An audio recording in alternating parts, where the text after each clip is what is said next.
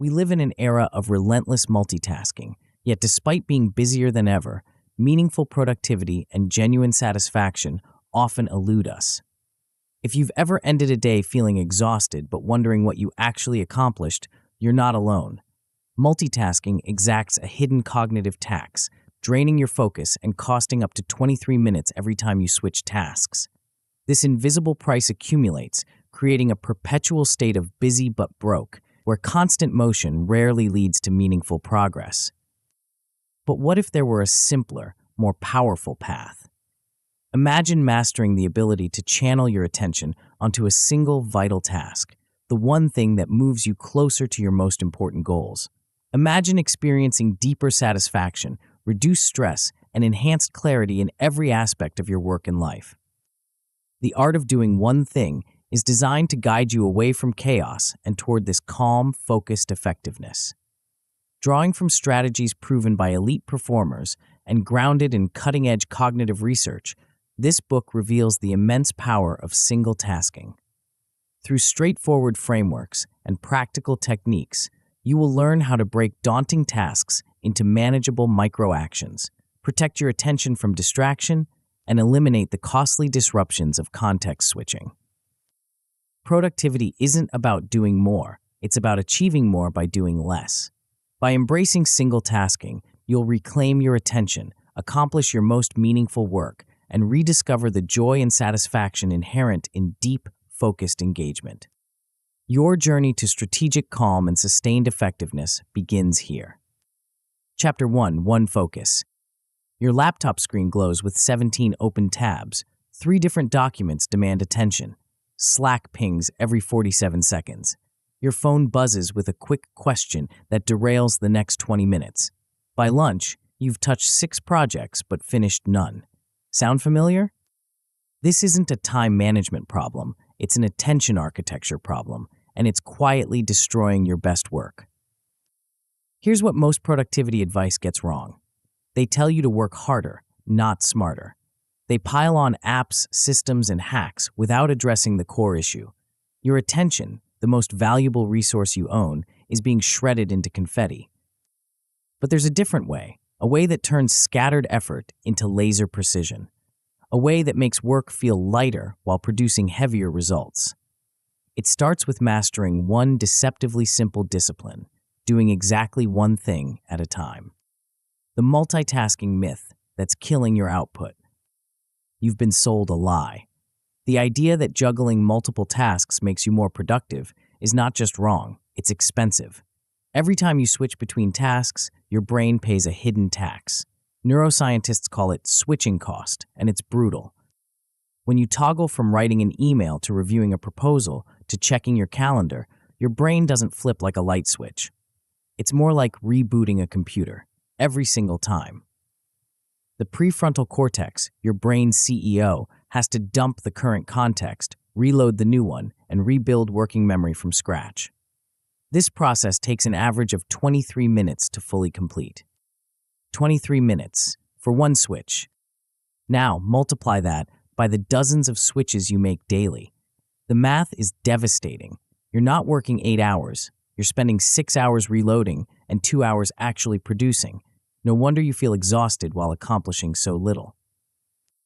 Cal Newport, the computer science professor who wrote Deep Work, studied knowledge workers for years.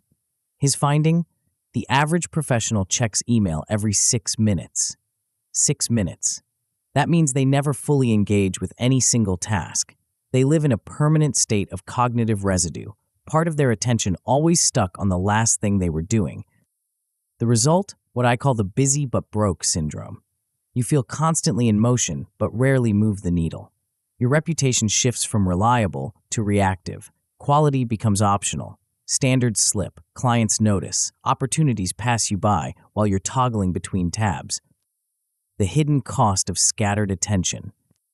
Here's what happens when you don't fix this. Quality drift becomes your new normal. Your outputs get sloppier because you never give any single task your full cognitive horsepower. Clients start hedging their bets, asking for more revisions, or quietly shopping for alternatives. Your team begins double-checking your work. Trust erodes. The personal cost is even steeper. You develop what researchers call continuous partial attention, a state where you're always monitoring multiple streams but never fully present for any of them. Your stress hormones stay elevated. Sleep quality drops. Creativity withers.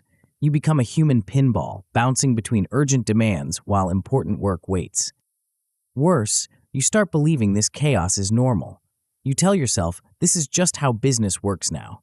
You wear your busyness like a badge of honor, but busyness without focus is just expensive motion. Meanwhile, your competitors who've mastered single-task execution are quietly pulling ahead. They ship cleaner work faster. They build stronger client relationships. They sleep better and think clearer. They're playing a different game entirely. The one thing operating system. The solution isn't more hours or better apps. It's an operating system for decisive, single-task execution. Think of it as upgrading from a scattered amateur to a focused professional. This system has 7 core components, each building on the last. First comes single thread, the discipline of choosing one locus of attention and protecting it fiercely. You'll learn to craft a one-thing statement that binds your focus like a contract with yourself. Next, micromoves transforms vague intentions into tiny physical actions. Instead of work on proposal, you'll think list 3 client outcomes or draft opening promise. Specificity kills procrastination. Time boxing adds edges to your work. You'll bind attention to short, intense windows, 25 or 50 minutes, with hard starts and clean stops. Time becomes your ally, not your enemy. Switch cost reveals the hidden tax you're paying and shows you how to eliminate it. You'll batch communications, kill notifications, and create single emergency channels. The leaks stop, the focus flows. Smart Constraints uses rules to make focus automatic. 3 simple guardrails that protect your attention without requiring willpower. Choice becomes a luxury, not a burden. Monotask space shapes your environment to enforce single-task behavior. Your desk, your screen, your tools, everything aligned to make the right action easy and the wrong action hard. Finally, Clean Transitions masters the glue between tasks. You'll learn to end sessions with breadcrumbs for future you and begin the next without residue. No more cold starts or unfinished loops. Why this sequence matters? These aren't random tactics, they're a progression. Identity comes before mechanics. You must decide what matters before you can protect it. Protection comes before acceleration. You must stop the leaks before you can build pressure. And transitions glue the whole system together. Most people skip straight to time management tricks without building the foundation. It's like trying to drive a Ferrari with flat tires. The engine might be powerful, but you're not going anywhere fast. Winners in this game think differently. They decide, narrow, and finish. They respect boredom and embrace precision. They protect their standards under pressure, knowing that consistency compounds into reputation. Losers dabble, toggle, and half-finish. They worship urgency while ignoring quality. They excuse chaos as just part of the job and wonder why their best work never sees daylight. Your first victory. By the end of this book, you'll run a single 25-minute sprint that produces one clean deliverable. You'll feel effort turn smooth mid-session. You'll notice fewer urges to switch. Most importantly, you'll log a one-line result and feel genuine pride in the precision. That's your proof of concept. From there, the system scales. 2 boxes become 3. Daily sprints become weekly rhythms. Individual focus becomes team culture. What starts as personal discipline evolves into professional advantage. The path is simple. Decide what matters now, shrink it to a concrete action, bind it in time, protect it from interruption, and finish clean. Repeat until it becomes identity. You don't need more hours. You need fewer threads. You don't need perfect conditions. You need clear choices. You don't need heroic willpower. You need smart constraints. The operating system is waiting. Your attention is ready. The only question is whether you'll choose focus or continue feeding the chaos. But first, you need to understand how to build the foundation, how to create that unbreakable bond between your intention and your action. That's where we turn next, to the art of single thread, where you'll discover the power of attention monogamy and learn to craft the one thing statement that will anchor everything that follows. Before we continue, make sure to subscribe to Grow to the Top and activate notifications to receive more self-improvement tips that will supercharge your growth. And make sure to give this video a thumbs up and share it with your friends. It really helps the channel grow. Thank you for your support. Chapter 2, Single Thread. Warren Buffett once sat across from his pilot and asked him to list his top 25 career goals. The pilot spent time crafting a thoughtful list. Then Buffett told him to circle his top 5. "Great," the pilot said. "Now I have 2 lists to work on." "No," Buffett replied. "You have 1 list to work on and 1 list to avoid at all costs." That second list, the 20 goals that didn't make the cut, wasn't just less important. It was dangerous. Those 20 items would seduce the pilot's attention away from what truly mattered. They would fragment his focus and dilute his power. This is the hidden truth about peak performance. It's not about doing more things well. It's about doing one thing with such precision that everything else becomes easier. The keystone that holds everything together. There's a concept in architecture called a keystone, the central stone that holds an entire arch together. Remove it, and the whole structure collapses. In the world of focused execution, single-point control is your keystone habit. Without it, every productivity technique you try will leak. Time blocking becomes time switching. Priority lists become distraction menus. Even the most sophisticated systems crumble when your attention scatters. But master single-point control, and even basic tactics become powerful. A simple timer becomes a focus fortress. A blank document becomes a creativity catalyst. The difference isn't in the tools, it's in the thread count of your attention. Think of your working memory like a computer's RAM. When you run multiple programs simultaneously, everything slows down. The processor thrashes between tasks, performance degrades, and eventually the system freezes. Your brain works the same way. Split your attention between 3 projects, and you don't get 3 times the output. You get a fraction of your potential. Single-point control collapses the field. Instead of juggling multiple contexts, you align everything, your cues, your actions, your feedback, into one clear channel. Signal rises, noise falls, your prefrontal cortex stops playing janitor and starts playing architect. The marriage of mind and task. What I'm about to share with you might sound extreme, but it works. Attention monogamy. Just like a committed relationship, your focus needs to be faithful to one task at a time. No side projects, no quick checks, no mental affairs with other priorities. This isn't about being rigid, it's about being intentional. When you commit to attention monogamy, you're making a promise to yourself and to your work. You're saying, for this window of time, you have all of me. The neuroscience backs this up. When your brain detects a singular, well-defined goal, it activates what researchers call the goal gradient effect. Your motivation actually increases as you approach completion, but this only works when the goal is clear and singular. Split your attention, and the effect vanishes. Steve Jobs understood this intuitively. When he returned to Apple in 1997, the company was producing dozens of products. His first move, cut the product line by 70%. He didn't just focus on fewer things, he eliminated the temptation to unfocus. The result? The most valuable company in history. The same principle applies to your daily work. You don't need to manage multiple priorities simultaneously. You need to sequence them with surgical precision. The one thing statement that changes everything. Here's where theory meets practice. Every focus session begins with what I call a one thing statement. It's deceptively simple. For the next 25 minutes, I will specific action until clear endpoint. Not work on the proposal. That's vague and invites drift. Instead, for the next 25 minutes, I will draft the executive summary until I have 3 key benefits clearly articulated. The magic is in the specificity. Your brain craves clarity. Give it a fuzzy target, and it will wander.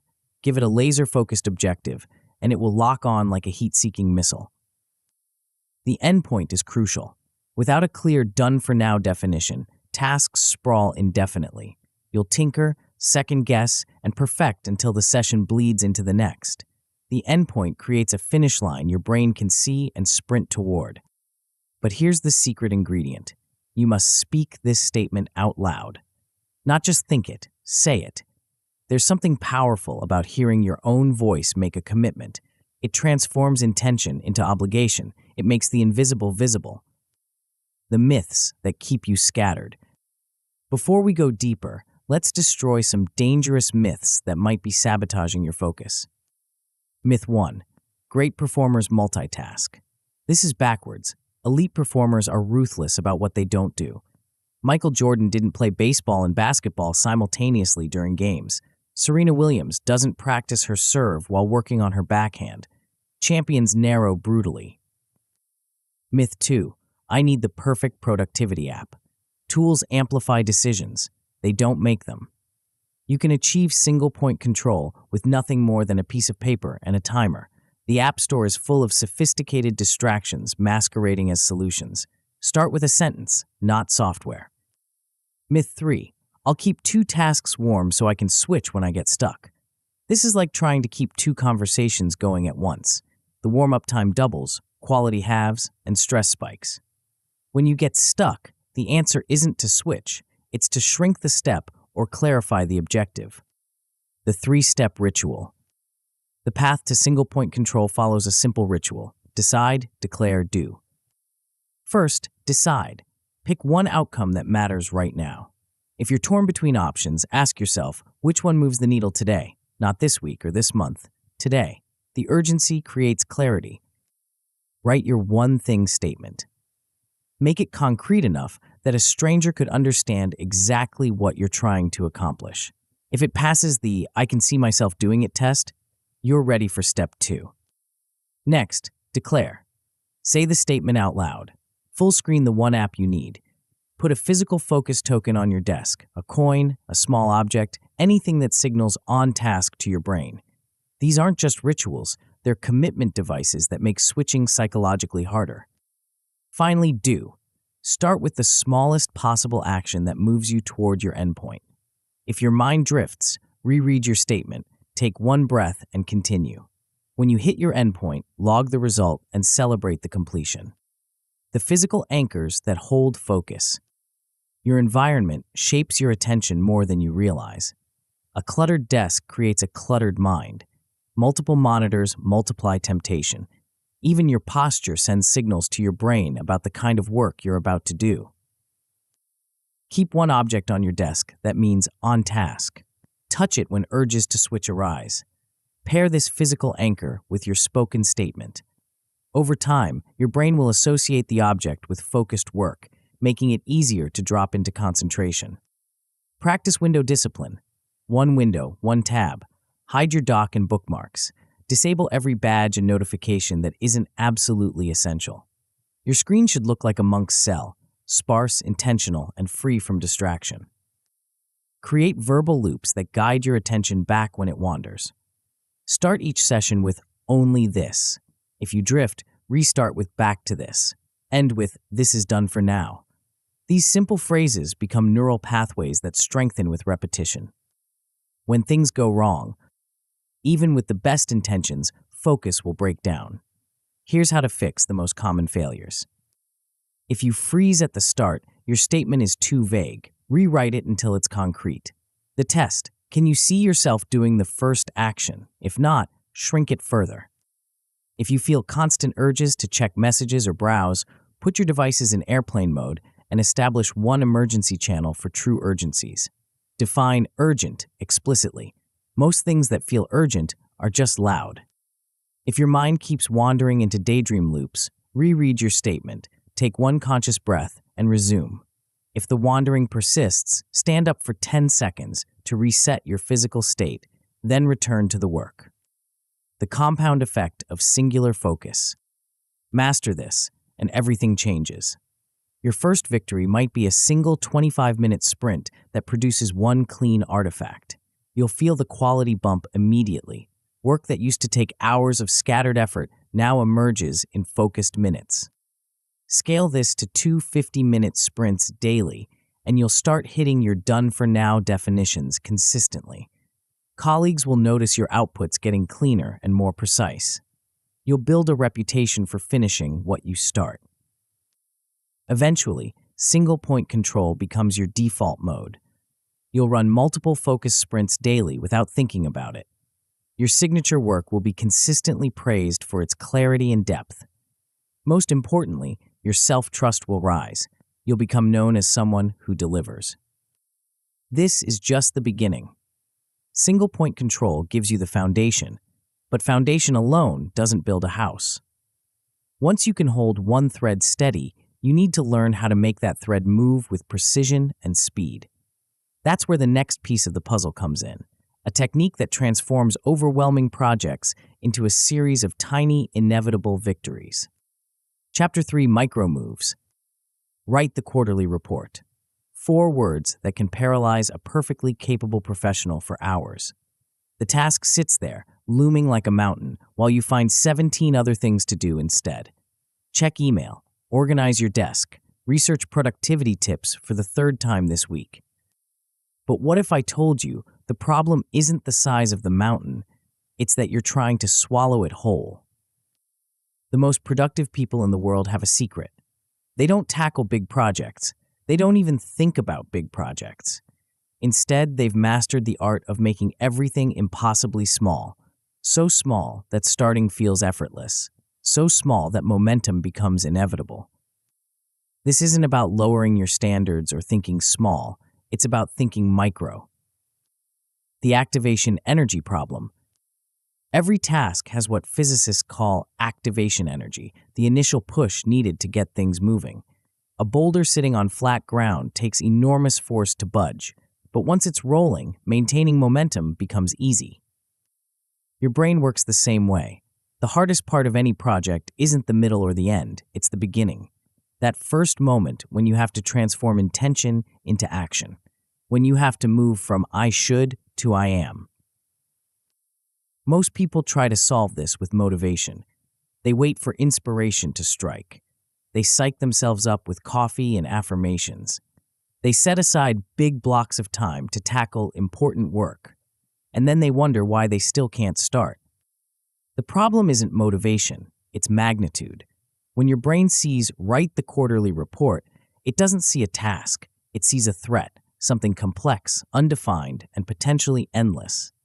Your nervous system responds the way it's designed to, by avoiding the threat until you have more information. But what if you could shrink that threat down to something your brain recognizes as safe? What if instead of write the quarterly report, your brain saw open a document and type the title? Suddenly, the activation energy drops from a mountain to a molehill.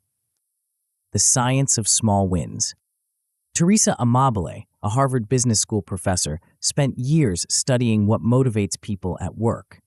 She analyzed thousands of diary entries from professionals across industries, looking for patterns in their most productive and satisfying days.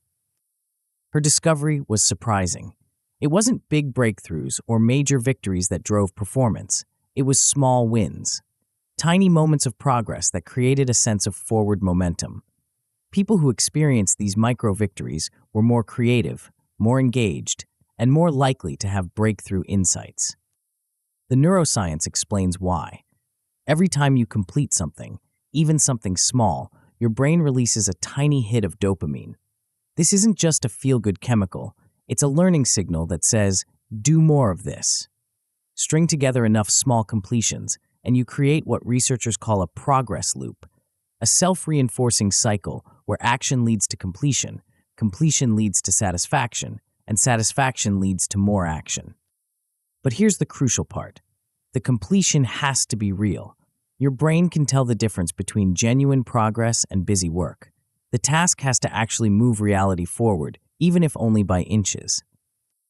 The anatomy of a micro move. So what exactly makes a move micro?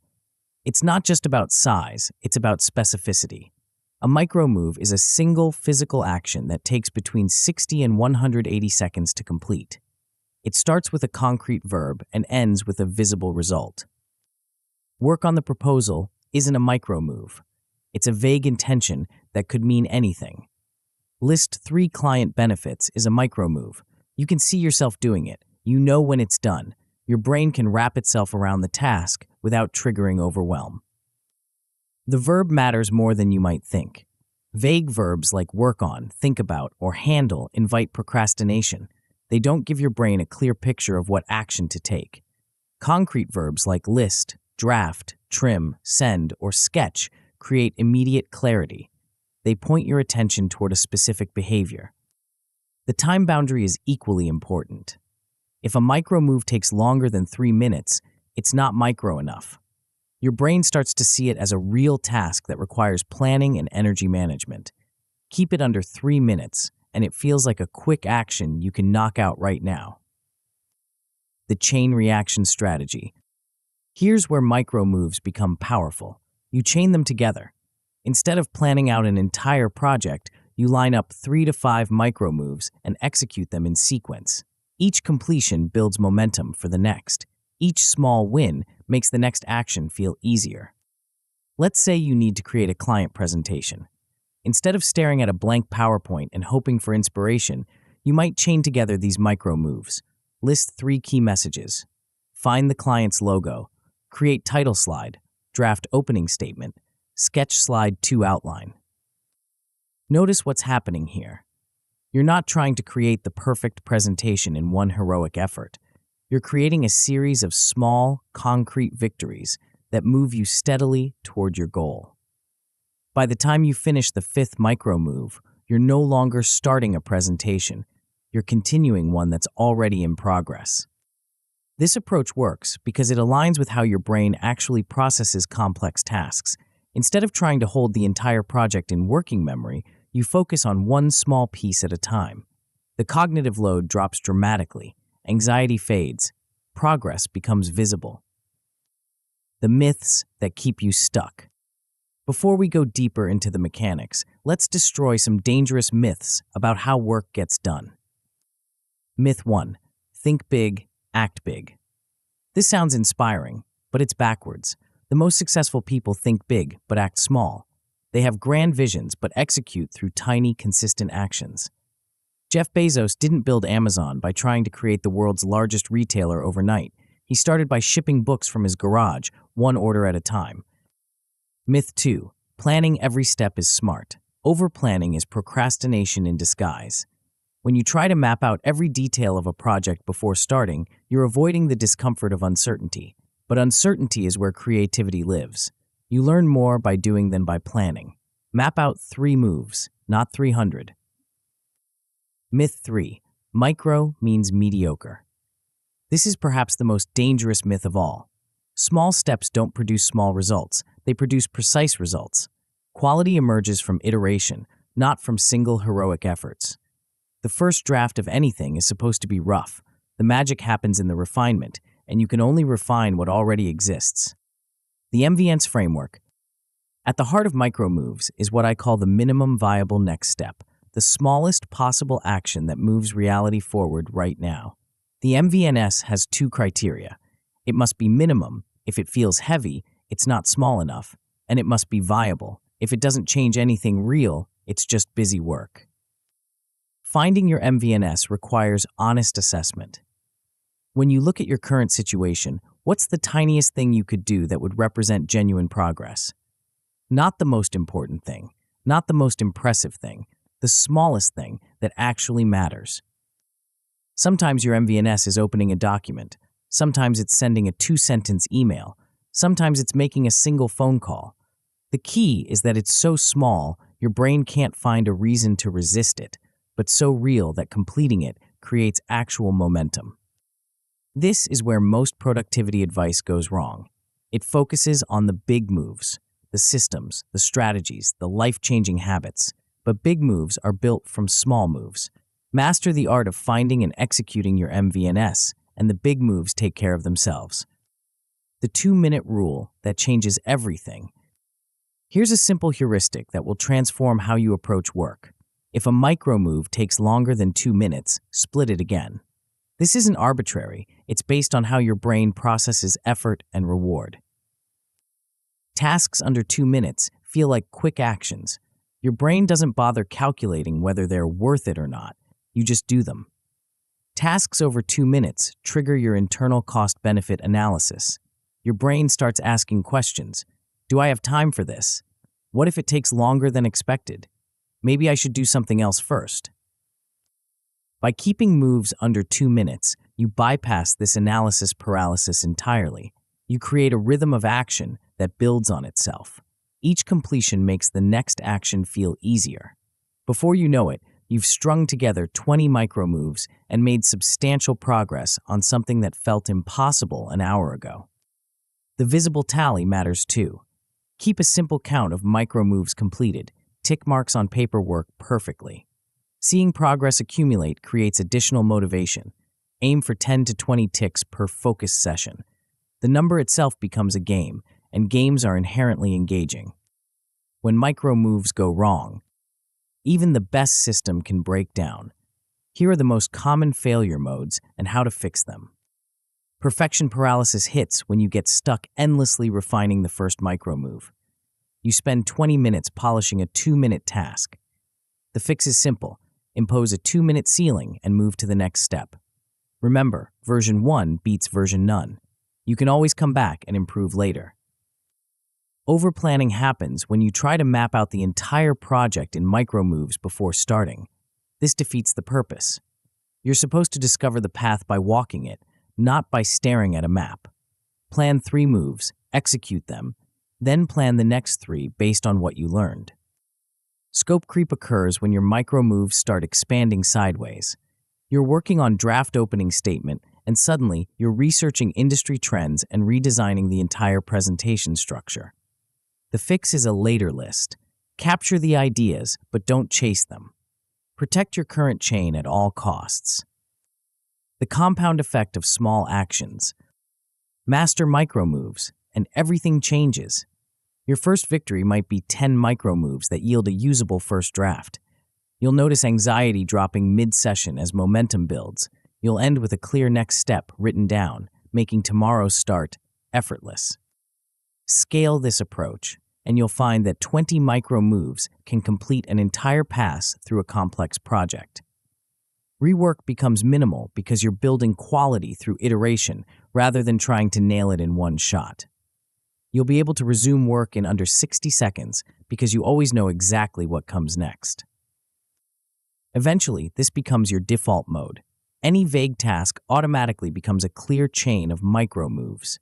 Large projects advance daily without drama or stress. Stakeholders start praising your clarity and pace. You become known as someone who makes complex things look effortless. But there's still one piece missing from this puzzle. Micro moves give you momentum, but momentum without boundaries becomes chaos. You need something to contain and focus that energy, something that transforms scattered effort into concentrated power. That's where the next element of our system comes in. A technique that turns time from your enemy into your most reliable ally. Chapter 4. Time boxing. Picture this. You sit down to work on an important project. No timer, no deadline, just you and the task ahead. 3 hours later, you're still working, but somehow the project looks exactly the same. You've checked email 14 times, reorganized your desktop twice, and fallen down a research rabbit hole that taught you fascinating but irrelevant facts about your industry. Sound familiar? This is what happens when work exists in infinite time. Without boundaries, effort expands to fill whatever space you give it. Without edges, focus bleeds away like water through a broken dam. But what if I told you there's a way to compress 3 hours of scattered effort into 50 minutes of laser-focused execution? What if time could become your ally instead of your enemy? The secret lies in something counterintuitive, making time smaller. The paradox of infinite time. Here's a strange truth about human psychology. The more time we have, the less we accomplish. Give someone a week to complete a task, and they'll use the full week. Give them a day, and they'll finish it in a day. This isn't laziness, it's how our brains are wired. Psychologists call this Parkinson's law. Work expands to fill the time available for its completion. But there's a deeper principle at play here. When time feels infinite, our brains don't engage their focusing mechanisms. There's no urgency, no pressure, no reason to prioritize one action over another. We drift instead of drive. The solution isn't to create artificial stress or panic, it's to create artificial scarcity. When you box your time into small, defined containers, something magical happens. Your brain shifts from someday mode to right now mode. Attention sharpens, decisions accelerate. Quality actually improves because you can't afford to waste mental energy on perfectionism or second guessing. This is why sprinters run faster than marathon runners, even though marathoners have superior endurance. The sprint has edges, a clear start, and a definitive finish line. The brain can see the entire race and allocate energy accordingly. It knows exactly how long to sustain maximum effort. The neuroscience of deadlines. Your brain loves finish lines. Neuroscientists have discovered something called the goal gradient effect. As you approach the completion of any task, your motivation and focus actually increase. But this only works when the finish line is visible and fixed. When you work in open-ended time, there's no finish line to approach. Your brain never gets the signal to shift into high gear. You operate in a perpetual state of medium effort, never quite reaching the intensity that produces breakthrough work. Time boxing creates artificial finish lines that trigger this natural focusing response. When you know you have exactly 25 minutes to complete a specific outcome, your brain automatically begins optimizing for efficiency. It stops entertaining distractions. It stops second-guessing decisions. It focuses on what matters most because it knows time is limited. The key is making the box short enough to feel urgent, but long enough to accomplish something meaningful. Too short, and you'll feel rushed and anxious. Too long, and you'll fall back into drift mode. The sweet spot for most knowledge work falls between 10 and 50 minutes, long enough for deep engagement, short enough to maintain intensity. The commitment snapshot. Every time box begins with what I call a commitment snapshot, one sentence that captures exactly what you're committing to accomplish in the next window of time. This isn't just a to-do item, it's a contract with yourself. For the next 25 minutes, I will draft the executive summary until I have 3 key benefits clearly articulated. Notice the specificity. You know exactly what you're doing, exactly how long you're doing it, and exactly what done looks like. The magic happens when you speak this commitment out loud. There's something powerful about hearing your own voice make a promise. It transforms a vague intention into a concrete obligation. Your brain treats spoken commitments differently than thoughts. They carry more weight, more urgency, more accountability. This verbal commitment also serves as an anchor when your attention starts to drift. When you feel the urge to check email or browse the web, you can return to your spoken promise. I said I would draft the executive summary for 25 minutes. That's what I'm doing. The commitment becomes a guardrail that keeps you on track without requiring constant willpower. The art of temporal narrowing. Choosing the right box length is both art and science. Start too big, and you'll lose the urgency that makes time boxing effective. Start too small, and you'll spend more time transitioning between boxes than actually working. For new or challenging tasks, begin with shorter boxes, 10 to 25 minutes. Your brain needs time to adjust to the constraint. It's like training for a sprint. You build up your focusing stamina gradually. For familiar work where you can quickly find your groove, 25 to 50 minutes often works well. The crucial rule: end exactly when the timer hits 0. No exceptions. No, just 5 more minutes to finish this thought. The discipline of stopping on time is what makes the system work.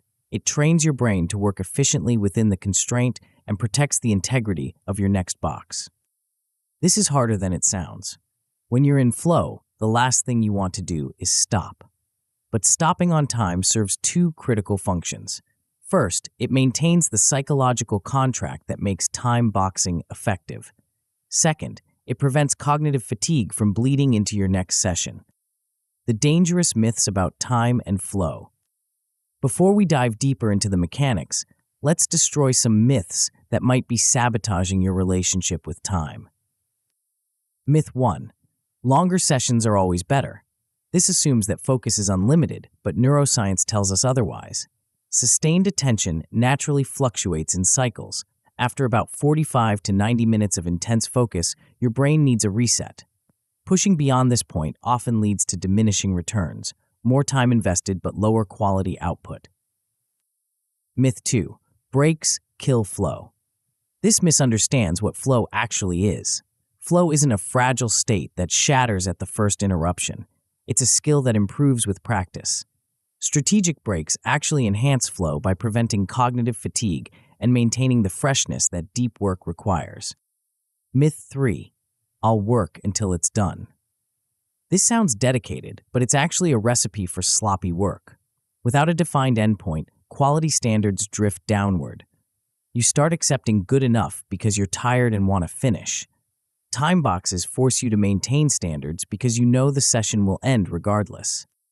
The ritual of entry and exit. The power of time boxing isn't just in the constraint, it's in the ceremony. How you enter and exit each box determines whether you'll experience focused flow or scattered effort. Entry begins with your commitment snapshot, spoken aloud. Then you prepare your environment. Full screen the one application you need, place your focus token on the desk, hide all distractions. Start the timer and immediately begin your first micro move. No warm-up period, no easing into it. The timer starts, you start. During the box, your only job is to honor your commitment. When urges to switch arise, and they will, reread your snapshot, take one conscious breath, and return to the work. If you get stuck, shrink the current step rather than abandoning it. Keep a visible tally of micro moves completed. Seeing progress accumulate provides additional motivation. Exit is equally important. When the timer hits 0, stop immediately. Save your work, give it a clear title, and write a one-line log of what you accomplished, plus the next micro move for tomorrow. This handoff note is a gift to future you. It eliminates the cold start problem and makes resuming work effortless. Stand up, take a few conscious breaths, and reset for 60 to 90 seconds before beginning your next box. This brief transition prevents cognitive residue from contaminating your next session. The visible timer effect. Keep your timer visible throughout the session. This isn't about creating pressure, it's about creating awareness. When time is tangible, your brain naturally optimizes for efficiency. You make decisions faster because you can see the constraint.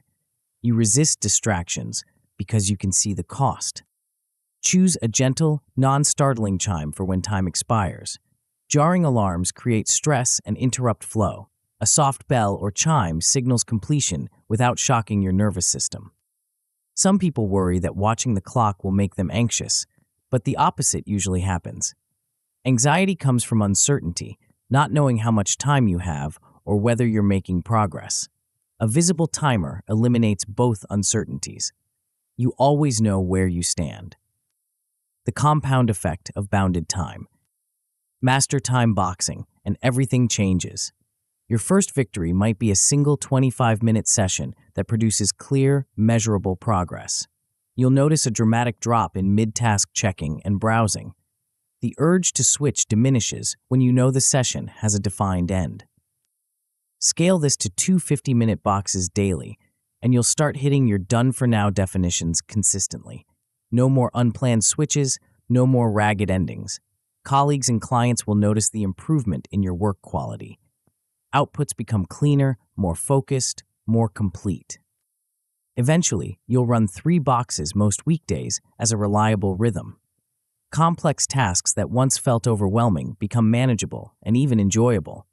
You develop a reputation for finishing what you start and delivering exactly what you promise. The transformation isn't just professional, it's personal. When you control time instead of being controlled by it, stress decreases and confidence grows. You sleep better, knowing that tomorrow's work has clear boundaries and defined outcomes. But there's still a hidden enemy working against you, one that's so pervasive you might not even notice it.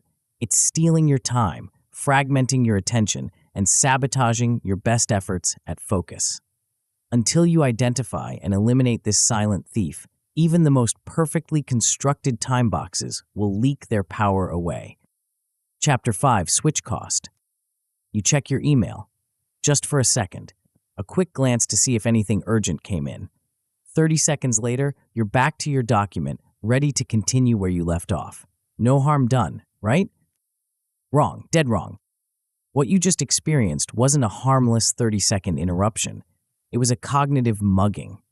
Your brain just paid a hidden tax that will cost you the next 15 minutes of peak performance. You don't feel it happening. That's what makes it so dangerous. But neuroscientists can measure it, and the numbers are brutal. This invisible thief has a name, switch cost, and it's quietly destroying your best work. The hidden tax on your attention. Imagine your brain as a high-performance computer running complex software. When you switch from writing a proposal to checking email, your mental processor doesn't just flip a switch. It has to save the current state of your work, all the context, connections, and creative threads you were holding in working memory. Then it loads an entirely different context for email processing. When you switch back, it has to reload the proposal context from scratch. This reload process isn't instant. It's not even fast. Research by Dr. Sophie Leroy at the University of Washington shows that when you switch tasks, part of your attention remains stuck on the previous task. She calls this attention residue, and it can persist for up to 23 minutes after a switch. 23 minutes for a 30-second email check. The math is devastating. If you switch tasks just 6 times during a focused work session, you're operating at a fraction of your cognitive capacity for the entire session. You feel busy, but you're actually running on mental fumes. This isn't about willpower or discipline. It's about understanding the true cost of context switching and designing your work to minimize it. Every switch you make is a withdrawal from your attention bank account. Most people are overdrawn and don't even know it. The anatomy of cognitive reload. To understand why switching is so expensive, you need to understand how your brain actually processes complex work. When you're deeply engaged in a task, your prefrontal cortex builds what neuroscientists call a cognitive workspace, a temporary network of neural connections that holds all the relevant information for your current task. This workspace includes not just the facts you're working with, but the relationships between them, the patterns you've noticed, the creative insights that are forming, and the strategic direction you're heading. It's like having all the pieces of a complex puzzle laid out and partially assembled in your mind. When you switch to check email, your brain doesn't just minimize this workspace, it has to dismantle it. The neural connections weaken, the patterns fade, the creative insights slip away. When you return to your original task, you're not picking up where you left off. You're starting over. The reload time varies based on the complexity of the task and how different the interrupting task is. Switching from writing to checking a quick message might take 5 to 10 minutes to fully recover. Switching from strategic planning to handling a customer complaint could take the full 23 minutes. But here's the cruel irony. The more complex and valuable your work, the higher the switch cost. The very tasks that matter most are the ones that suffer most from interruption. The compound interest of uninterrupted time. Now flip this equation around. What happens when you eliminate switches, when you protect a block of time from all interruptions? Something remarkable occurs. Your cognitive workspace not only stays intact, it deepens and expands. Without the constant drain of context switching, your working memory has more capacity. You can hold more variables in mind simultaneously. You notice subtler patterns. You make connections that wouldn't be possible in a fragmented state. The quality of your thinking doesn't just improve, it transforms. This is why some of the world's most productive people are obsessive about protecting uninterrupted time. Bill Gates famously took think weeks, periods where he would isolate himself completely to read and think without any interruptions. Warren Buffett structures his days to minimize meetings and maximize uninterrupted reading and analysis time. These aren't productivity hacks, they're recognition of a fundamental truth about how high-level cognitive work actually happens. Deep insights require deep time. Breakthrough thinking requires unbroken attention. The myth of instant pivoting. Before we dive into solutions, let's destroy a dangerous myth that keeps people trapped in switching cycles, the belief that you can pivot instantly between tasks without cost. This myth is seductive because it feels true in the moment. When you switch from one task to another, you don't feel the cognitive reload happening. You feel like you're immediately engaged with the new task. But feeling engaged and being fully engaged are two different things. Think of it like switching between languages. If you're fluent in both English and Spanish, you can switch between them quickly.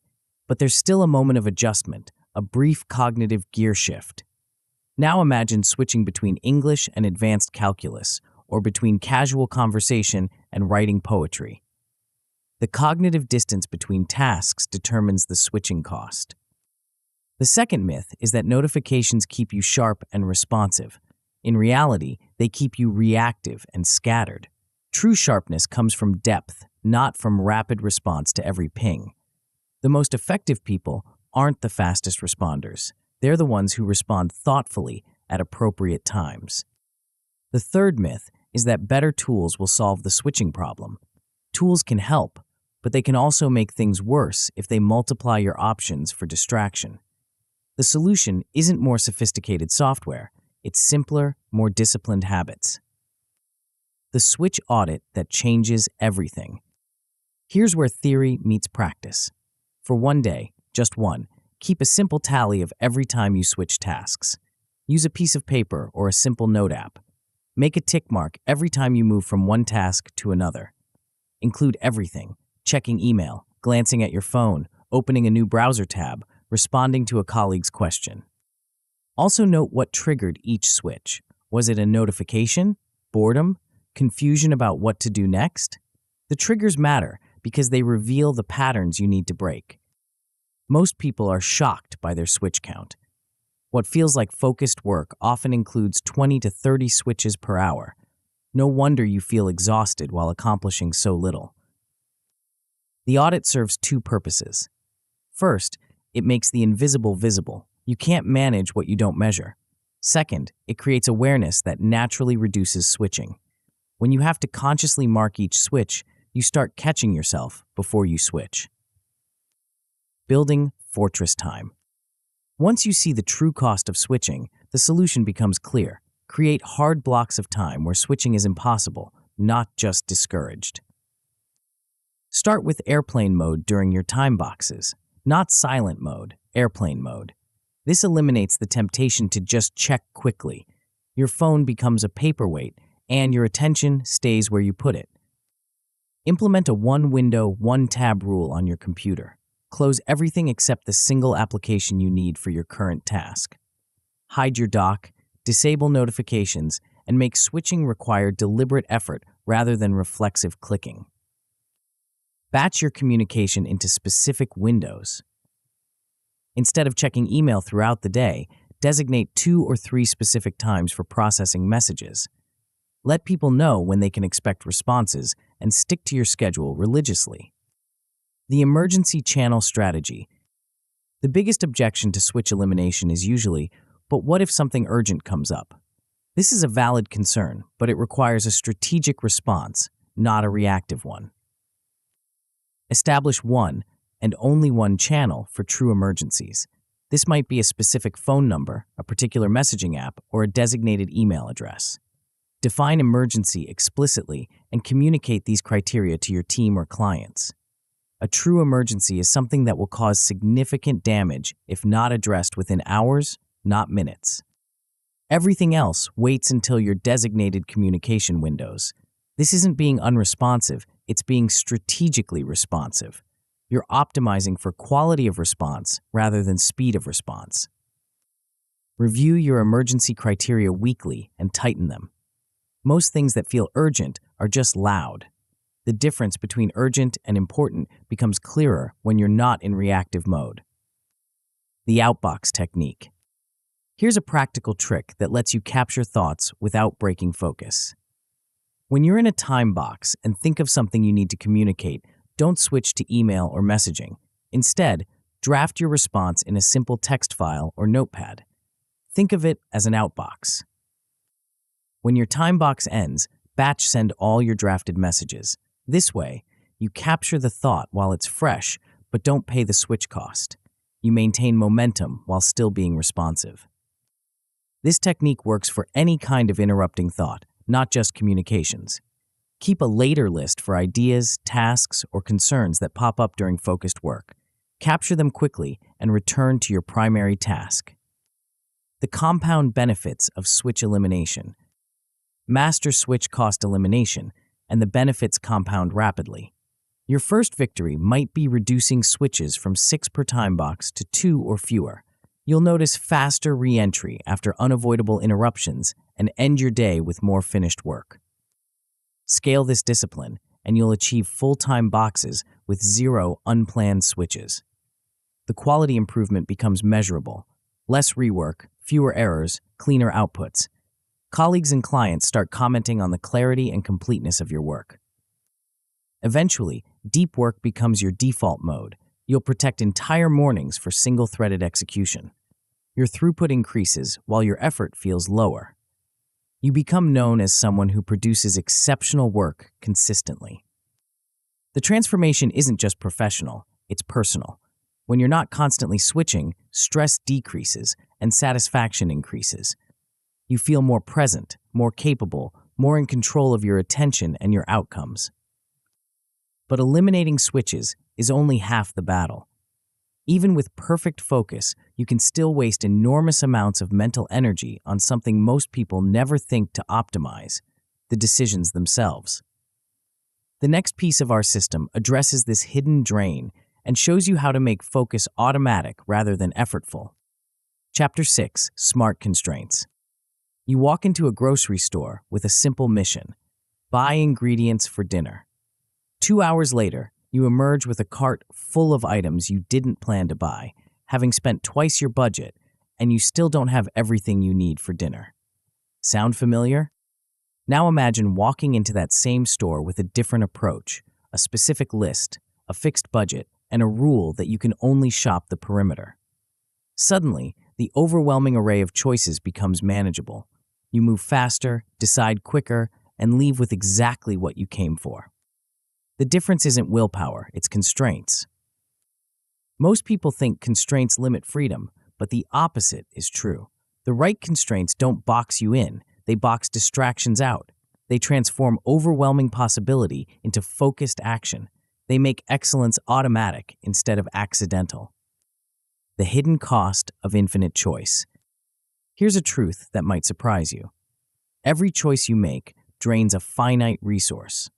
Psychologists call it decision fatigue, and it's why you can make sharp business decisions all morning but struggle to choose what to watch on Netflix at night. Your brain treats every decision, big or small, as a problem to solve. Should you check email now or later? Which font should you use? Should you respond to that message immediately or wait?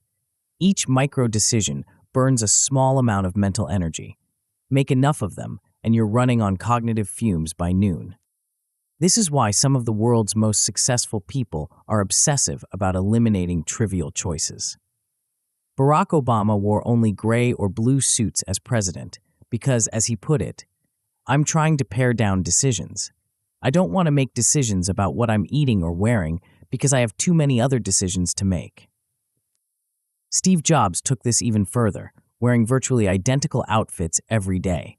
Mark Zuckerberg does the same. These aren't quirks, they're strategic decisions to preserve mental energy for what matters most. The principle applies to your work environment too. Every app icon on your desktop is a choice waiting to distract you. Every browser bookmark is a potential detour. Every notification setting is a decision about whether to interrupt your current task. The more options you have, the more energy you waste choosing between them. The paradox of creative constraints. There's a common misconception that creativity requires unlimited freedom. Give an artist infinite canvas, infinite colors, infinite time, and they'll create something magnificent, right? Wrong. Some of the greatest creative breakthroughs in history came from working within tight constraints.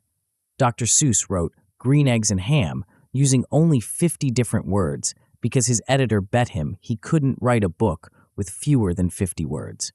The constraint didn't limit his creativity, it focused it. Twitter's original 140-character limit forced users to distill their thoughts to their essence. Haikus require exactly 17 syllables arranged in a 5-7-5 pattern. Sonnets have 14 lines with specific rhyme schemes. These aren't creative limitations, they're creative accelerators. The same principle applies to knowledge work. When you constrain your tools, your time, and your options, you don't become less creative, you become more focused. Your creative energy stops dispersing across infinite possibilities and concentrates on the specific challenge at hand. Constraints force you to work with what you have instead of endlessly searching for the perfect tool or the ideal conditions. They push you to find elegant solutions within defined boundaries. They transform "I could do anything" into "I will do this specific thing excellently." The architecture of automatic focus. Smart constraints work because they externalize willpower. Instead of relying on moment-to-moment discipline, you make decisions once and encode them into your environment and processes. The constraint does the work so your willpower doesn't have to. Think of constraints as guardrails on a mountain road.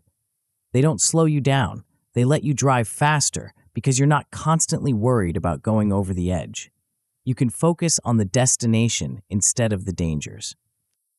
The key is making constraints binary and observable. Try to avoid distractions isn't a constraint, it's a wish.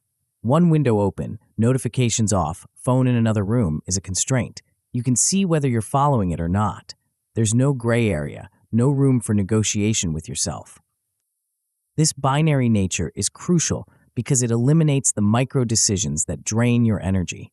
You don't have to decide whether this particular notification is important enough to check. The constraint decides for you. Notifications are off during focus time, period. The one-page task plan. Here's where constraints become practical. Before starting any significant task, create a one-page plan that constrains your focus and defines success. This isn't a detailed project plan, it's a focus contract with yourself. Start with purpose. Why does this task matter right now? Write one sentence that connects the task to a larger goal or outcome. This gives your brain a reason to stay engaged when distractions arise. Next, define "done for now" in concrete terms. Not "work on the proposal," but complete executive summary with 3 key benefits clearly articulated. The more specific your endpoint, the less likely you are to drift or over-engineer. List your top 3 micro moves, the specific actions that will get you to "done for now." These become your roadmap when you get stuck or confused. Instead of wondering what to do next, you follow the plan. Choose your box length based on the task complexity and your current energy level. New or challenging work gets shorter boxes. Familiar work in your sweet spot gets longer ones. Finally, add 2 kill switches, specific things you will not do during this session. These might be no email checking or no research rabbit holes or no perfectionism on the first draft. Kill switches prevent the most common ways you sabotage your own focus. The one thing contract. For each time box, create a simple contract with yourself. For the next 25 minutes, I will only work on specific task until specific endpoint. Write it down, sign it, and timestamp it. This might seem silly, but it works because it transforms a vague intention into a concrete commitment. Your brain treats written, signed agreements differently than thoughts. They carry more psychological weight and create more resistance to breaking. Speak the contract out loud before starting your timer. There's something powerful about hearing your own voice make a promise. It activates different neural pathways than silent reading and creates a stronger sense of obligation. If you break the contract, if you switch to email or get pulled into a side task, don't make excuses. Pause, acknowledge the break, and recommit. Sometimes you'll need to restart the timer. This isn't failure, it's calibration. You're training your brain to honor its commitments. The rule of 3. When designing constraints, less is more. Start with 3 simple rules and master them before adding more. Your brain can easily remember and follow 3 rules. Add a 4th, and compliance starts to slip. Add a 10th, and you'll ignore them all. Choose rules that address your biggest focus leaks. If you constantly check email, make no email during time boxes one of your 3 rules. If you get lost in research, add no browsing outside the current task. If you struggle with perfectionism, include ship at good enough threshold. Make your rules binary and observable. Minimize distractions is too vague. Phone in airplane mode, one browser tab open, notifications disabled is clear and measurable. Review your rules weekly. Keep the ones that are working, cut the ones you're ignoring, and adjust based on what you've learned. Rules should evolve as your focus skills improve and your challenges change. The visual friction strategy. One of the most effective constraint techniques is adding visual friction to distracting behaviors while removing friction from focused behaviors. Make the right action easy and the wrong action hard. Hide your dock, disable badges, and remove tempting apps from your home screen. If checking social media requires 3 clicks instead of 1, you're more likely to catch yourself before you do it reflexively. Conversely, make your focus tools immediately accessible. Keep your timer visible, your task plan in sight, and your primary work application ready to launch. The easier it is to do the right thing, the more likely you are to do it. Create physical friction too. Put your phone in another room during focus time. Use a separate browser profile for work that doesn't have your personal bookmarks. Set up your workspace so that focused work is the path of least resistance. The done checklist revolution. One of the most powerful constraints you can create is a clear definition of done that prevents endless polishing and perfectionism. Create a simple checklist of 3 to 5 quality criteria that, once met, mean the task is complete. For writing tasks, your checklist might include main points clearly stated, supporting evidence included, conclusion ties back to purpose, proofread once for clarity. Once you can check all the boxes, you're done. Ship it. This constraint prevents the perfectionism trap that keeps you endlessly tweaking instead of moving to the next important task. It also builds trust with yourself and others because your definition of done becomes predictable and reliable. The checklist should be objective, not subjective. Feels good isn't a useful criterion because feelings are infinite. Contains 3 specific examples, is measurable and finite. The compound effect of strategic limits, master smart constraints, and the benefits compound quickly. Your first victory might be creating 1-page plans for important tasks and hitting your done-for-now definitions more consistently. You'll notice fewer detours and faster starts because the path is clear. Scale this discipline, and you'll follow your constraints more than 80% of the time. Your quality variance will drop while your standards rise. Colleagues will start commenting on the predictable excellence of your work. Eventually, constraints become your culture. Others will adopt your methods because they see the results. Execution feels automatic because the decisions are pre-made. You'll experience more breakthrough moments and fewer crisis situations because your focus is protected and your energy is preserved. The transformation goes beyond productivity. When you're not constantly making trivial decisions, you have more mental energy for the decisions that matter. When you're not fighting distractions, you can engage more deeply with your work. When your focus is protected by smart constraints, work becomes a source of satisfaction instead of stress. But even the smartest constraints can't help you if your environment is working against you.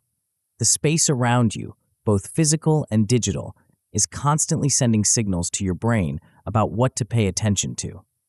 Master this environmental design, and focus becomes nearly effortless. Chapter 7, Monotask Space. Walk into a casino and notice what happens to your brain. The flashing lights, the constant noise, the maze-like layout. Everything is designed to keep you engaged, distracted, and spending money. Your environment isn't neutral. It's actively shaping your behavior, often without your conscious awareness. Now walk into a library. Notice how different you feel. The quiet, the organized shelves, the focused atmosphere. Your brain automatically shifts into a different mode. You speak softer, think deeper, concentrate easier. Same brain, different environment, completely different behavior. Your workspace is no different. Every object on your desk, every icon on your screen, every sound in your environment is either supporting your focus or sabotaging it. The question isn't whether your environment affects your attention, it's whether you're designing that effect intentionally. Most people leave this to chance. They work in spaces that fight against their goals, then wonder why focus feels so hard. But what if your environment could become your secret weapon instead of your hidden enemy? The silent language of objects. Your brain is constantly scanning your environment for cues about what to do next. This happens below the level of conscious awareness, but it powerfully influences your behavior. Psychologists call these affordances, the action possibilities that objects suggest to your mind. A smartphone on your desk affords checking messages. A stack of unrelated papers affords distraction. Multiple browser tabs affords switching. Each visible object is quietly competing for your attention, creating what researchers call cognitive load, even when you're not actively using them. This is why some people can work productively in coffee shops while others can't focus with a single extra item on their desk. It's not about personality, it's about how your particular brain responds to environmental cues. The more sensitive you are to visual stimuli, the more important environmental design becomes. The solution isn't to eliminate all stimuli, it's to curate them intentionally. Every object in your workspace should either support your current task or be invisible. Everything else is a distraction waiting to happen. Maya Angelou understood this intuitively. She rented a bare hotel room with nothing on the walls, no decorations, just a bed, a desk, and a legal pad. She removed every possible distraction so her mind could focus entirely on writing. The environment enforced the behavior she wanted. The myth of universal focus. There's a dangerous myth that productive people can focus anywhere under any conditions. This sounds impressive, but it's backwards. The most productive people don't rely on superhuman focus. They design environments that make focus inevitable. You can survive and work in chaotic environments, but you can't excel in them. Excellence requires intention, and intention requires environmental support. The goal isn't to develop the ability to focus despite your environment. It's to create an environment that makes focus effortless. Think of it like this. You could probably do push-ups in a crowded, noisy room, but you wouldn't choose to. You'd find a quiet space with enough room to move. The same principle applies to cognitive work. Why make it harder than it needs to be? The second myth is that more screens equal more productivity. Multiple monitors might help with specific tasks that require constant reference between documents, but for most knowledge work, they create more opportunities for distraction than value. Your attention can only be in one place at a time. Multiple screens just give you more places to scatter it. The architecture of attention. Creating a monotask space starts with understanding that your environment has two layers, physical and digital. Both need to be designed with the same principle, one task, one setup. Your physical space should tell your brain exactly what mode you're in. When you sit down to write, everything visible should support writing. When you're analyzing data, only analysis tools should be present. When you're making calls, the space should be optimized for conversation. This doesn't mean you need multiple offices. It means you need the ability to quickly transform your space for different types of work. Think of it like changing costumes for different roles in a play. The same stage, but the props and lighting change to support the current scene. Your digital environment needs the same treatment. One window, one tab, full screen mode, everything else hidden or closed. Your screen should look like a monk's cell, sparse, intentional, and completely focused on the task at hand. This feels extreme until you try it. Then you realize how much mental energy you were wasting on peripheral awareness of other applications, other tabs, other possibilities. When only one thing is visible, only one thing can capture your attention. The power of single-purpose scenes. Here's where environmental design becomes practical. Instead of trying to create one perfect workspace, create multiple single-purpose scenes that you can switch between quickly. Your writing scene might include a clean desk, a single document open, noise-canceling headphones, and a timer visible in the corner. Your analysis scene might have spreadsheets open, a calculator nearby, and reference materials organized within reach. Your communication scene might include email, calendar, and messaging apps, but only during designated communication windows. The key is making each scene distinct and switching between them consciously. You don't drift from writing mode to email mode. You deliberately close the writing scene and open the communication scene. This conscious switching preserves the psychological boundaries that make each mode effective. Store these scenes as presets whenever possible. Many applications allow you to save window arrangements, desktop layouts, and application configurations. The faster you can switch between scenes, the more likely you are to use them properly. The portable focus kit. Not everyone has control over their physical workspace. You might work in an open office, share space with others, or travel frequently. This is where a portable focus kit becomes essential. Your kit should include 4 items: noise-canceling headphones, a focus token, any small object that signals on task to your brain, a timer, and a note card for capturing stray thoughts. These items travel with you and create a consistent ritual regardless of location. The headphones don't just block noise, they signal to others that you're in focus mode. The focus token gives your hands something to anchor to when urges to switch arise. The timer creates the time boundary that makes monotasking possible. The note card captures interrupting thoughts without breaking your focus. When you arrive at any workspace, deploy your kit first. Put on the headphones, place the token where you can see it, start the timer, and position the note card within reach. This ritual signals to your brain that focus time has begun, regardless of the chaos around you. The Ready Light Protocol. One of the biggest challenges in shared spaces is managing interruptions from well-meaning colleagues or family members. The solution is a simple visual signal that communicates your availability without requiring explanation. A small desk lamp works perfectly. On means in focus mode, please don't interrupt unless urgent. Off means available for conversation. This isn't rude, it's respectful. It lets others know when they can have your full attention versus when they'd be interrupting important work. Train the people around you to respect this signal. Explain that when the light is on, you're in a time box and will be available when it goes off. Most people appreciate the clarity because it eliminates the guesswork about whether they're interrupting. The key is consistency. If you say the light means do not disturb, then honor that boundary yourself.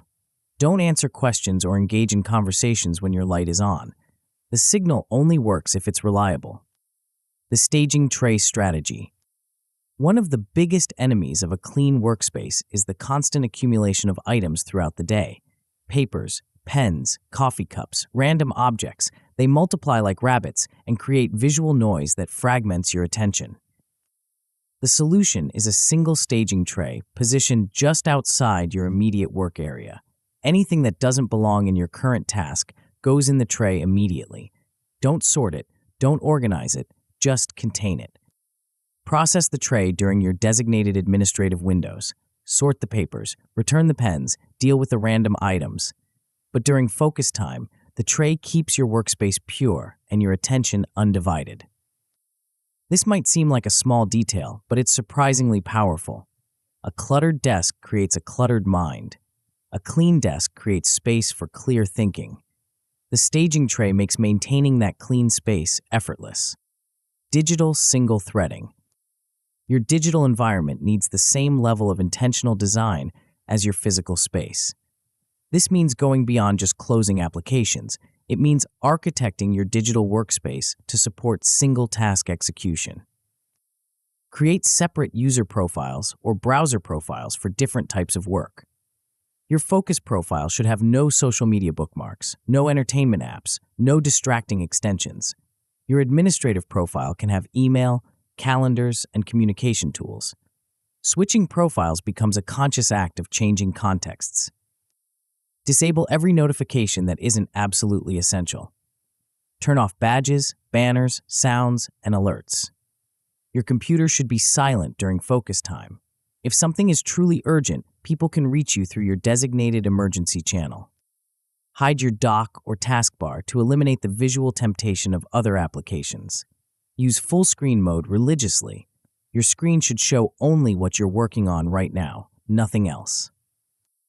The compound effect of environmental design. Master monotask space design, and the benefits compound rapidly.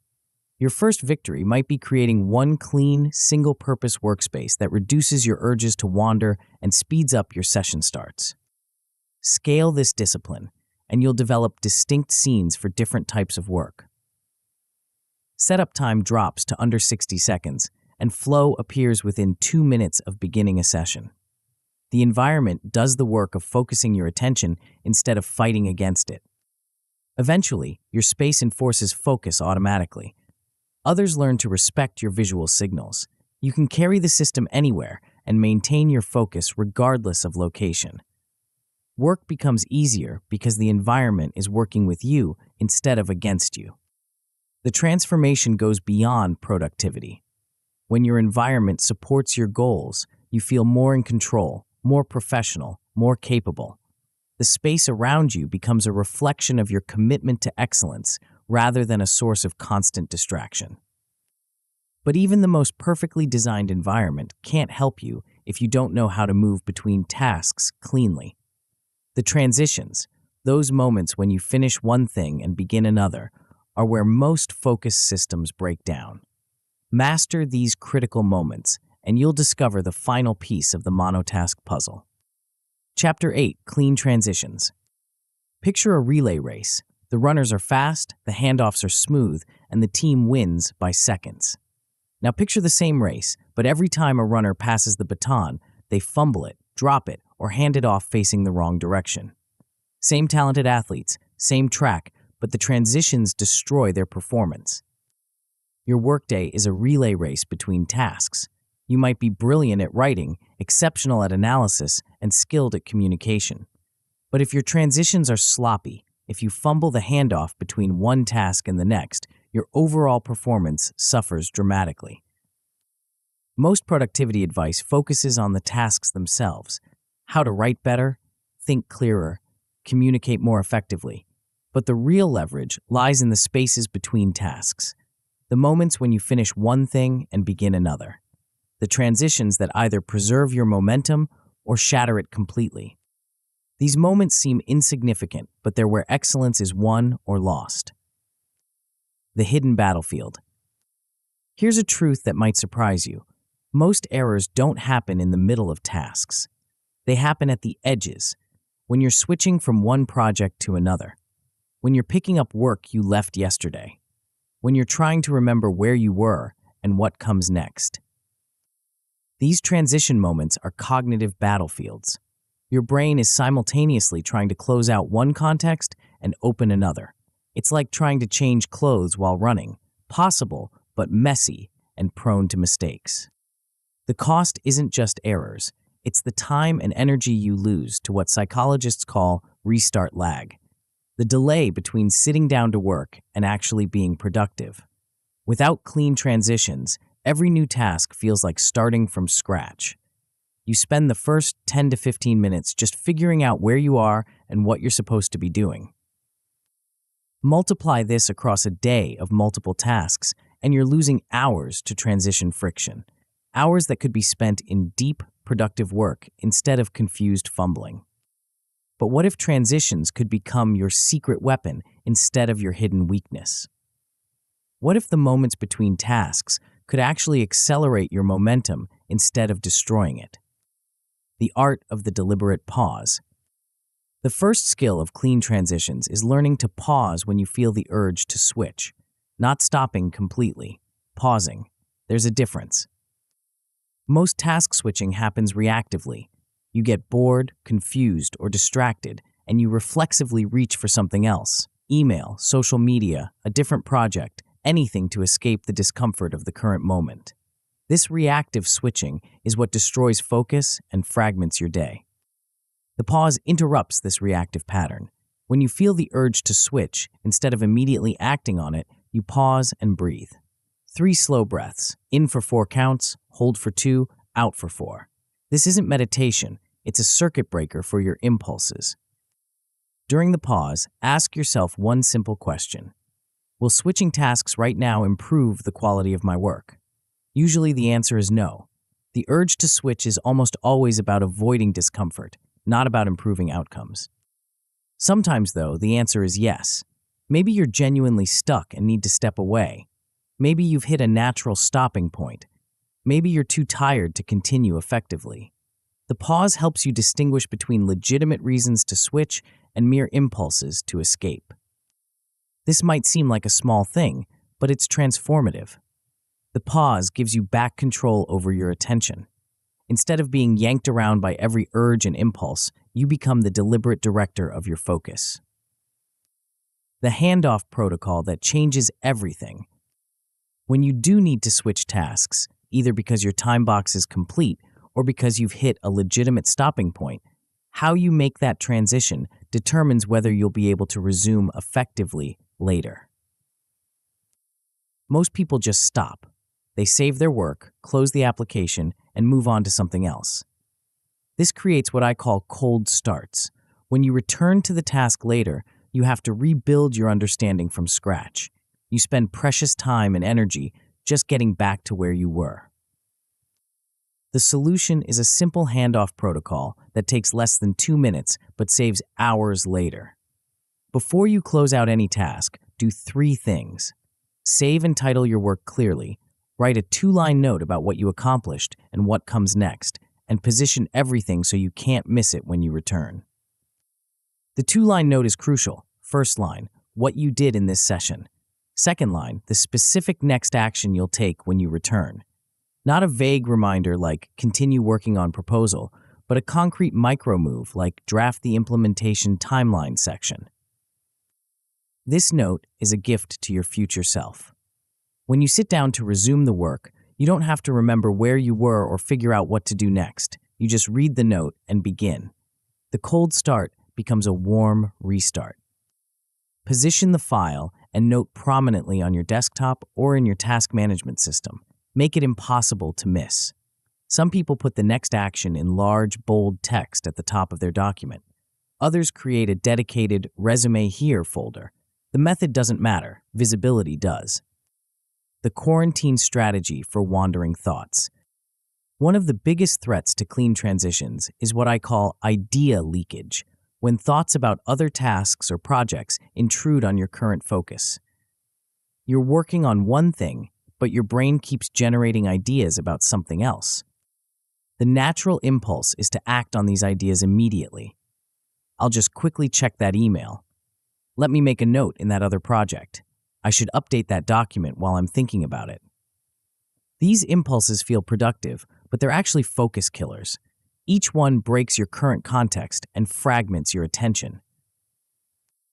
The solution is quarantine. Keep a simple note card or digital note labeled later within reach at all times. When an unrelated thought pops up, capture it quickly on the card and return immediately to your current task. Don't elaborate, don't organize, don't act on it. Just capture and continue. The key is trusting the system. You have to believe that writing the thought down is enough, that you don't need to act on it right now. This trust develops over time as you prove to yourself that captured thoughts don't disappear. They wait patiently for their designated processing time. Process your later notes during designated administrative windows, not during focus time. This keeps the ideas from being lost while protecting your current task from interruption. The 5-step recovery loop. Even with the best intentions, you'll sometimes find yourself drifting or switching reactively. When this happens, you need a quick way to get back on track without losing momentum. This is where the 5 NCAA loop becomes essential. NCAA stands for Notice, Narrow, Commit, Act, Advance. It's a micro-ritual that takes less than 30 seconds, but can save you from losing an entire session to distraction. Notice when you've drifted. This sounds obvious, but it's often the hardest part.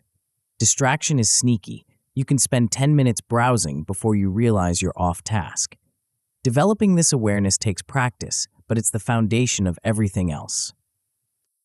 Narrow your focus to one specific thing. Not get back to work, but complete the next paragraph or finish this calculation. The more specific, the easier it is to engage. Commit out loud. Say what you're going to do. I'm going to draft the next section until I have 3 key points outlined. Speaking the commitment makes it more real and more binding. Act immediately on your smallest viable next step. Don't plan, don't prepare, don't think about it. Just start moving. Action creates momentum, and momentum creates engagement. Advance by logging what you accomplished, even if it's small. This creates a sense of progress and reinforces the behavior you want to repeat. The entire loop takes less than 30 seconds, but it can rescue a session that was heading toward complete distraction. The physical reset ritual. Transitions aren't just mental, they're physical too. Your body holds the state of your previous task, and that physical residue can interfere with your next focus session. Between tasks, stand up for 20 seconds. Reset your posture, take a few conscious breaths, and physically shake off the previous task. This isn't just stretching, it's a state change ritual that signals to your brain that you're moving into a new mode. Some people find it helpful to step away from their workspace entirely during longer transitions.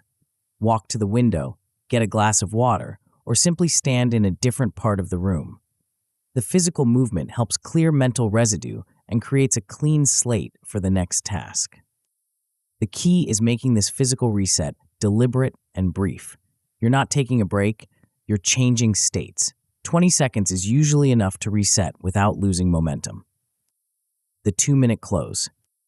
One of the most powerful transition techniques is reserving the final 2 minutes of every time box for closing activities. This prevents the rushed, sloppy endings that create cold starts later. When your timer shows 2 minutes remaining, begin your handoff protocol. Save your work, write your 2-line note, and position everything for easy resumption.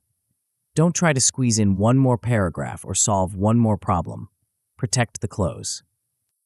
This discipline feels counterintuitive at first. You'll want to keep working until the very last second, especially when you're in flow.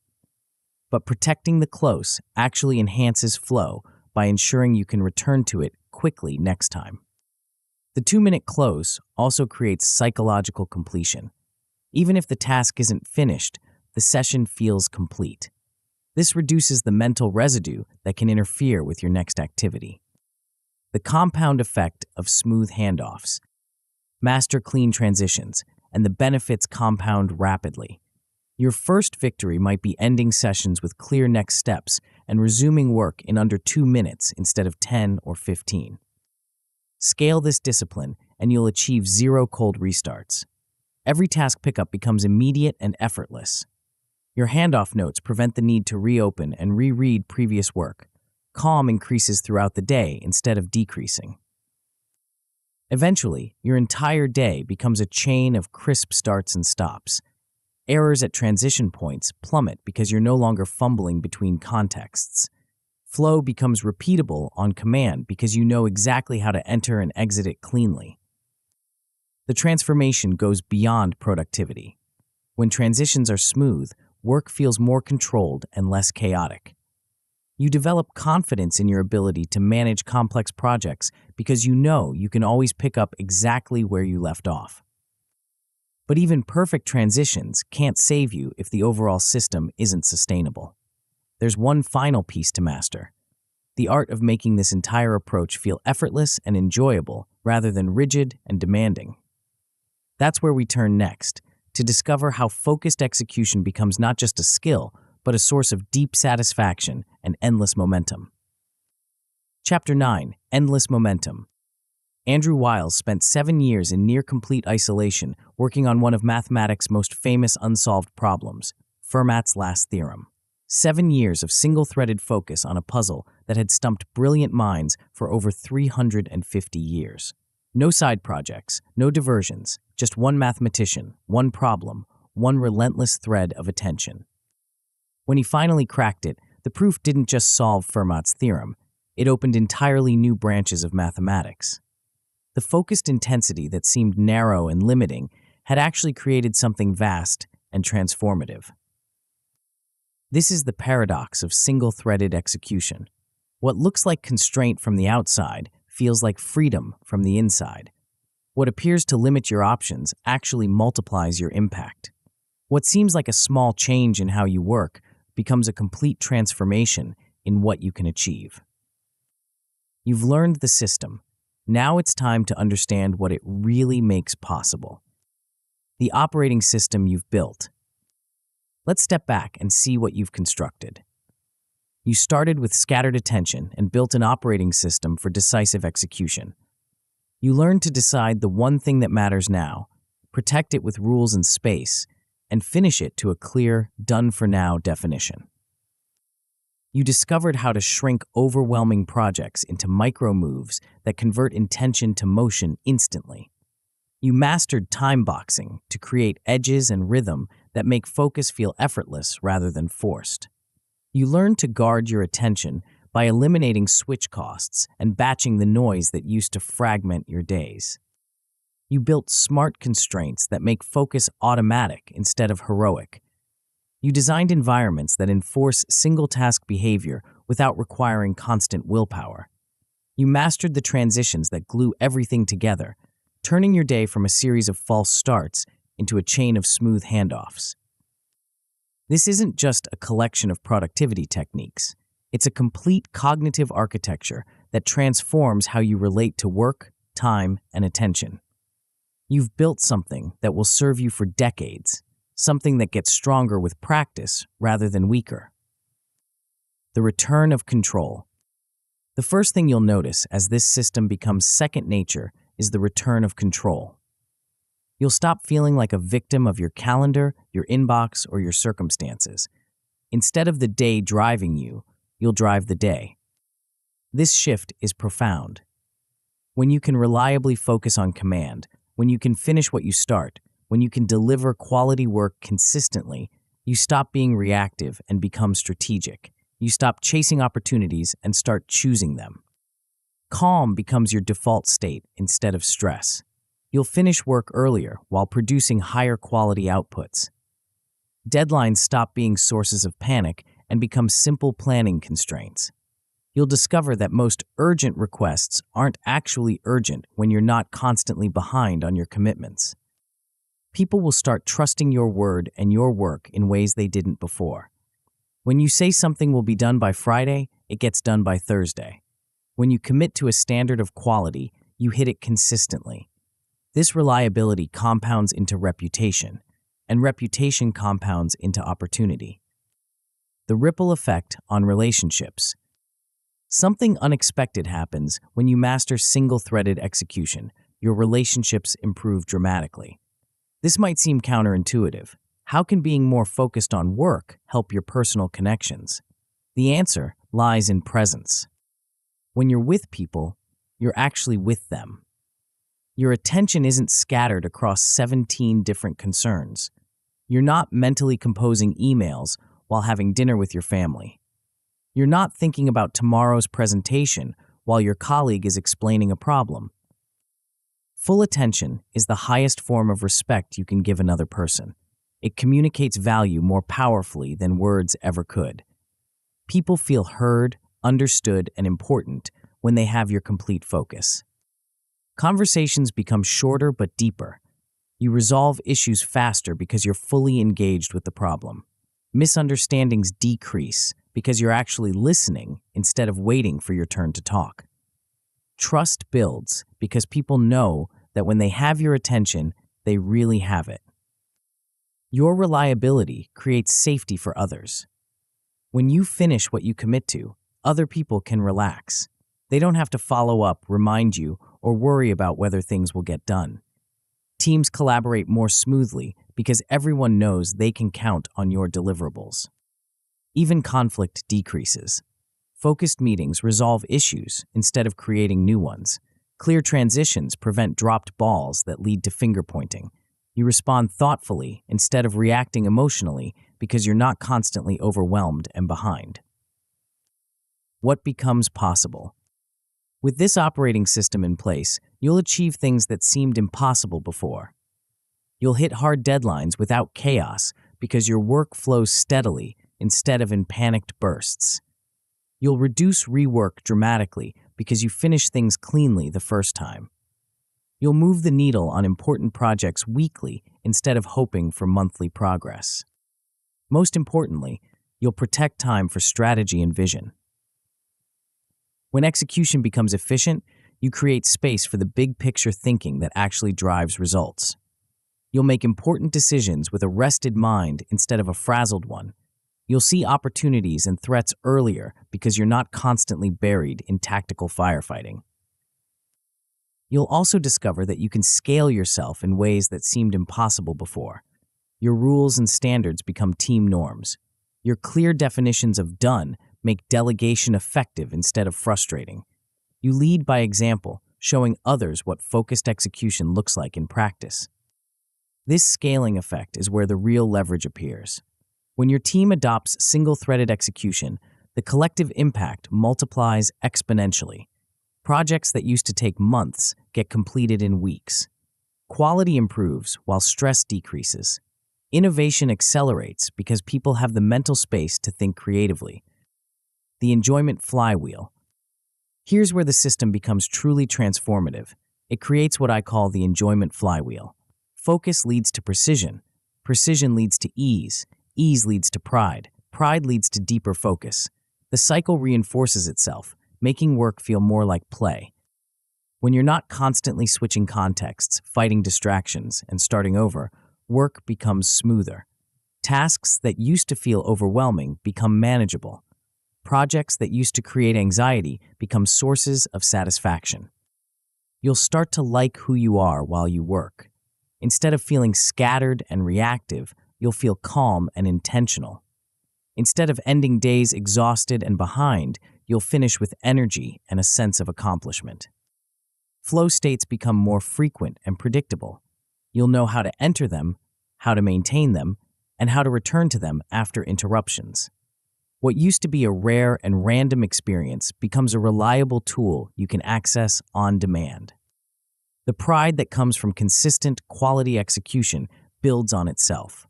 Each completed project increases your confidence for the next one. Each clean finish makes the next start easier. Each day of focused work makes the next day feel more possible. The compound effect of consistent practice. The longer you practice this system, the more effortless it becomes. The rituals that felt awkward at first become automatic. Time boxes that required discipline start to feel natural. Constraints that seemed limiting begin to feel liberating. Friction falls away as the system becomes second nature. You'll spend less energy managing your attention and more energy applying it. The cognitive overhead of the system itself disappears, leaving pure focus on the work that matters. Small wins stack into big outcomes without you noticing the accumulation. A year of focused execution produces results that would have taken 3 years of scattered effort. Your standards rise without strain because excellence becomes your normal operating mode. You create more with less time, less stress, less energy, but more impact, more satisfaction, more meaningful progress toward your goals. The efficiency gains compound, giving you back hours each week that you can invest in relationships, learning, or simply rest. The identity shift. Perhaps the most profound change is the shift in identity. You stop being someone who struggles with focus and become someone who executes with precision. You stop being someone who starts many things and becomes someone who finishes important things. This identity shift is powerful because it's based on evidence, not affirmation. You have proof in the form of completed projects, met deadlines, and quality outputs that you are someone who does what they say they'll do. This evidence builds unshakable confidence.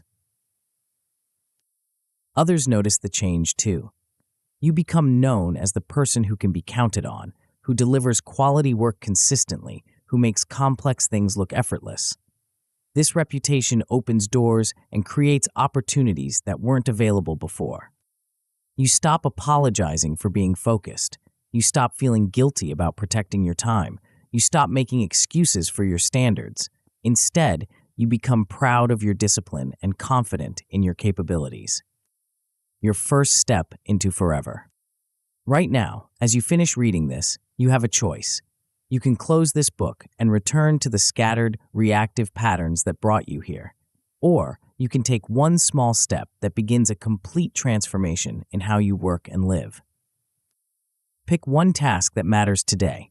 Something specific, something important, something that will move your life or work forward in a meaningful way. Write a one-thing statement for it.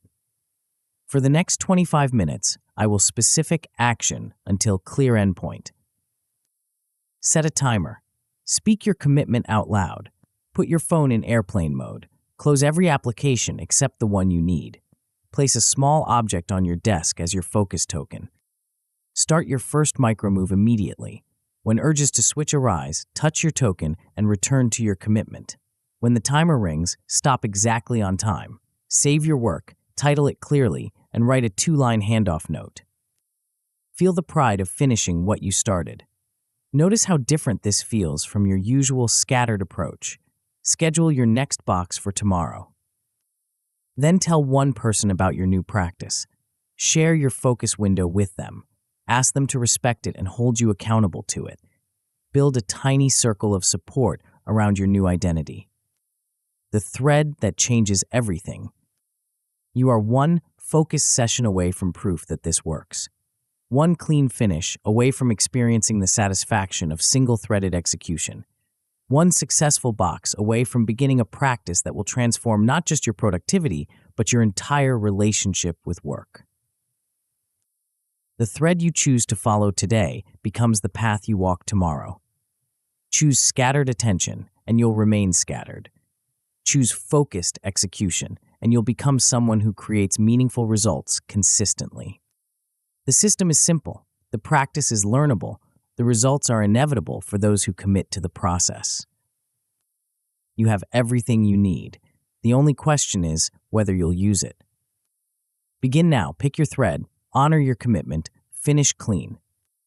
Your future self, the one who executes with precision, delivers with consistency, and enjoys the work while doing it, is waiting for you to take the first step. The timer is ready. The choice is yours. Start.